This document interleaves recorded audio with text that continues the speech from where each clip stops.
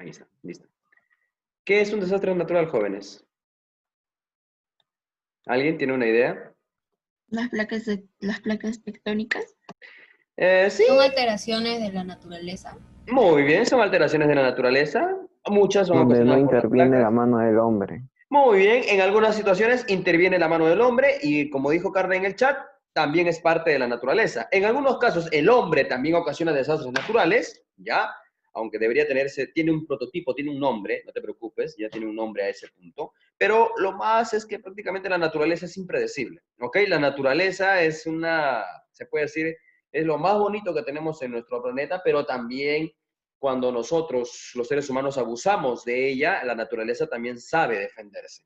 La naturaleza es sabia, por no ser un poquito panteísta, la naturaleza es un fundamento muy relevante e importante dentro de nuestro estudio.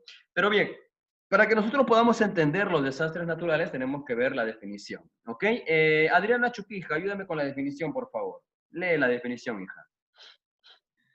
Los desastres son alteraciones del medio causadas por un suceso natural o generado por el hombre que exceden la capacidad de respuesta de la comunidad afectada. Muy bien.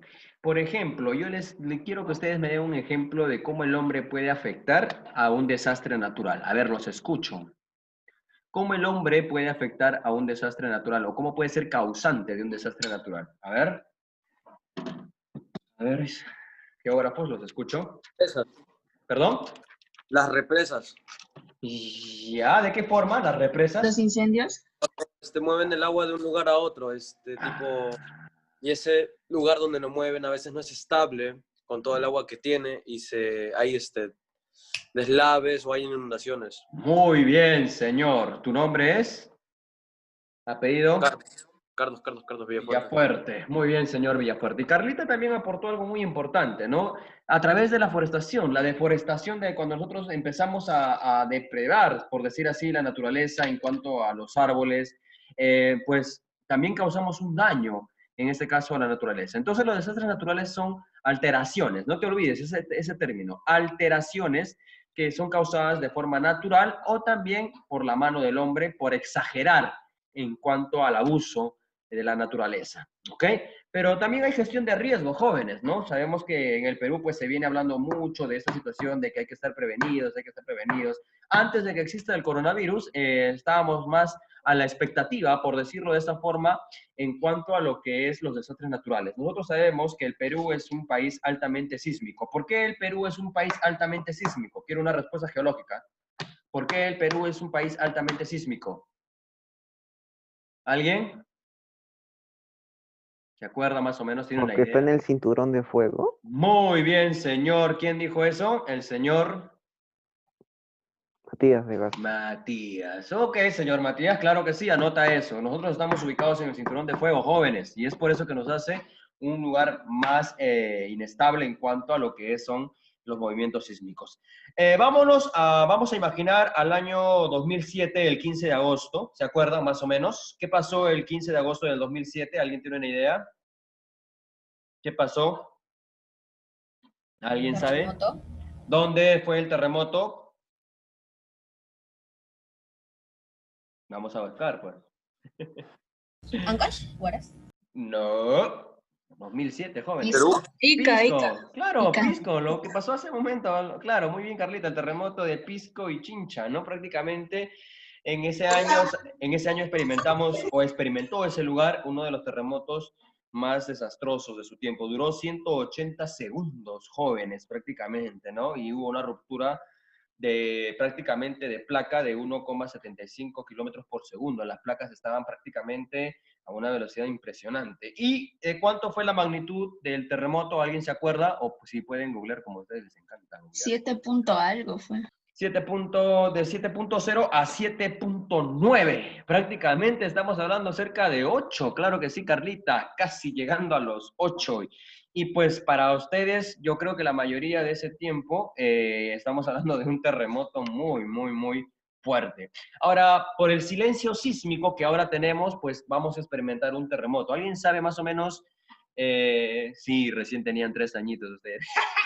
Yo estaba en el 2007, claro, ya estaba trabajando también, yo ya estaba estudiando y trabajando también.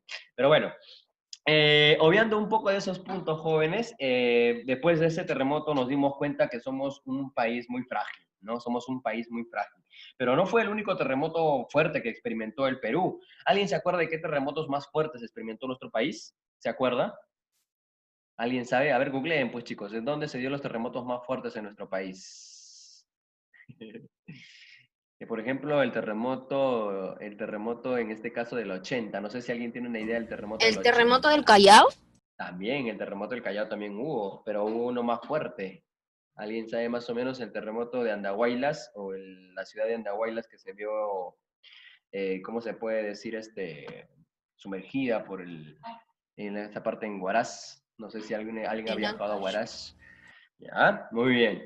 Entonces, vayan averiguando, por favor, los terremotos más desastrosos en el Perú mientras vamos avanzando, ¿ok?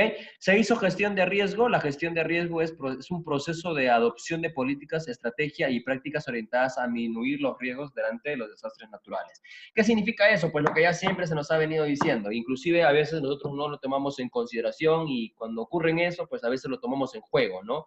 El hecho de no participar de los simulacros de sismo, el no participar ante esa situación, y nosotros sabemos que los terremotos en sí no son los que matan. Lo que mata es la desesperación, lo que mata es la desinformación de las personas, ¿no? Salen corriendo, se atropellan y muere gente ahí, ¿no? Nos damos cuenta de ese devastador momento. En este punto también sabemos que hay lugares de riesgo y el Perú es un lugar de alto riesgo, por decirlo de esa forma. En este caso el peligro es inminente, hay daños físicos, cuando ocurre un desastre natural hay daños físicos, económicos, ambientales, y pues, ¿por qué no decirlo también, en este caso, también de la disminución de la población? Pero hay algo que en el Perú siempre se da. Yo les pregunto a ustedes, jóvenes estudiantes, eh, ¿ustedes creen que estamos totalmente preparados para un desastre natural? Ojo, un desastre natural. ¿Ustedes creen que estamos preparados para eso? Los escucho, opiniones. No, ¿por qué no? ¿Qué nos falta para estar preparados, jóvenes? A ver, los escucho, vamos. Es preferible que Más organización, más organización. ¿Qué más nos faltaría? Por ejemplo, no se han escuchado los huaicos, ¿no? implementos. Los huaicos. Los huaicos en la parte de Piura, Tumbes, generalmente el fenómeno del niño, el fenómeno de la niña. Esos fenómenos naturales que año tras año, año tras año, año tras año, Chosica también, no sé, año tras año sigue con esta situación y seguimos con la misma tontería, ¿no? Mira, te acordarás que en enero, en febrero va a haber otra vez un huaico, ¿ok? Va a haber otra vez un huaico. Es que el Estado no piensa, ¿ok? No hay y la población también es muy, disculpen el término, es muy torpe, porque se van a vivir a lugares donde prácticamente se van a vivir al lado de los ríos. Yo sé que a veces es complicado conseguir una casa, un departamento, privilegiados ustedes que tienen un lugar donde estar, ¿no? Pero hay gente que prácticamente a veces no tiene donde poder llegar y pues esto se va repitiendo. Y la pregunta es, ¿se puede prevenir? Claro, se puede prevenir, pero es que falta conciencia en el caso del Estado y conciencia personal también, ¿no? Entonces tenemos que saber que los desastres naturales no son cosa de juego, no es que, uy, no, ya un terremoto, no, un huaico, ya no, no. Los desastres naturales tienen su forma de ser. Y aquí tenemos la clasificación, ¿no? En este caso, de origen natural, tenemos en lo que es geodinámica interna, geodinámica externa, hidrometeorológico y biológico. Estos son de forma prácticamente natural que se dan, ¿ok? En el caso de geodinámica interna tenemos los sismos por las placas tectónicas, los maremotos por las placas marinas y la actividad volcánica, que yo me imagino que ya te habrán enseñado cómo se originan los volcanes, me imagino, ¿no? Luego de eso en geodinámica externa tenemos deshilamiento de la tierra, los aluviones o los famosos huaicos, ¿no? Los derrumbes en el Cusco, no sé si habrán visto los derrumbes que ha habido por ahí. Tenemos la erosión fluvial y los aluvios, ¿no? En cuanto a la hidrometeorológico, tenemos las inundaciones, ¿ya? El fuerte viento, la lluvia intensa, las heladas, las sequías, las granizadas, las nevadas y los famosos oleajes anómalos. Ahora, cada una de estas características jóvenes, pues tiene una particularidad, ¿ok? Tiene una particularidad muy interesante, muy desatada. Ahora, si nosotros nos damos cuenta, en este punto, jóvenes, tenemos que ver también que estos desastres naturales, ¿ya? Estos desastres naturales tienen una sinonimia, una forma básica, es que la naturaleza también se ve afectada. Y en lo biológico, ya, en lo biológico, es algo interesante, porque aquí estamos nosotros experimentando una epidemia. Un ratito, profe, ¿qué es un alud? Un alud es una avalancha, hijita, es una avalancha. Arianita, es una avalancha, hija. Un alud es una avalancha. Cuando, pues, lo que pasó, por ejemplo, en el Callejón de Huaylas, ¿no? Hubo un movimiento sísmico y el nevado que estaba en ese callejón, pues se vino abajo como una avalancha y todo Andahuayla se vio prácticamente inundado. Ahora, en el lado biológico, la epidemia, ¿no? Prácticamente las pandemias que hoy estamos pasando. Y por último, también tenemos las plagas de formas naturales. De origen antrópico, o sea, donde el hombre entra, pues son los incendios, las explosiones, ¿no? También tenemos el derrame de sustancias químicas y eso se debe a las grandes plantas bioquímicas, la contaminación ambiental y la fuga de gases. Entonces, el hombre también interviene ante esta situación, jovencitos, ¿ok? No nos libramos de esta situación. Yo imagino que esta pandemia nos habrá enseñado muchas cosas, dentro de las cuales, pues, a saber a cuidar el planeta, a saber resguardar el planeta. Ah, muy buena pregunta. ¿Cuál es la diferencia entre una epidemia y una plaga? La epidemia, por naturaleza, son por fundamentos virales, ¿ok, hijo? Por fundamentos virales que se dan en ciertos animalitos y cosas por el estilo.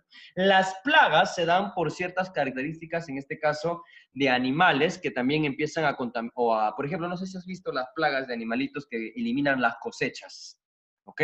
Pero también hay plagas en cuanto a lo que son enfermedades. Pero la plaga es una definición más dada a cuando hay ciertas especies de animales que por no tener una estabilidad en su ecosistema, viajan y viajan y viajan y empiezan a consumir lo que el hombre posiblemente ha podido trabajar, ¿ok? Entonces, en cambio, la epidemia es más por las enfermedades bacteriológicas que los seres humanos o ciertos animalitos también puedan desarrollar. Pero bien, en este caso, pues tenemos la vulnerabilidad. Sabemos que nosotros somos muy vulnerables, ¿ok?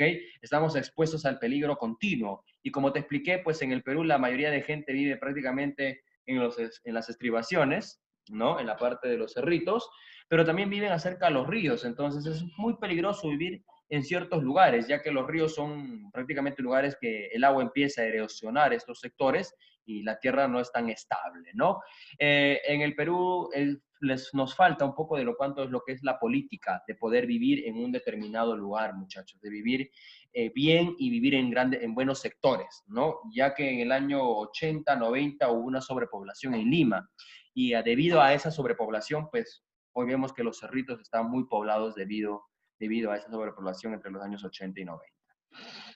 Bien, luego de eso tenemos pues también la vulnerabilidad de varios tipos. En la parte de la vulnerabilidad física, ¿no? Se refiere a las características de ubicación propensas, en este caso, a desastres naturales, ¿no? La estructural se refiere a la infraestructura. Por ejemplo, si tú has visto tu casa, examina tu casa. ¿Tú crees que tu casa aguanta un temblor o aguanta un terremoto de 9.5 o de 9.6 o de 9? Porque hasta lo que sé, los geólogos han llegado a la conclusión de que en el Perú va a haber un terremoto de 9.5 o 9 grados.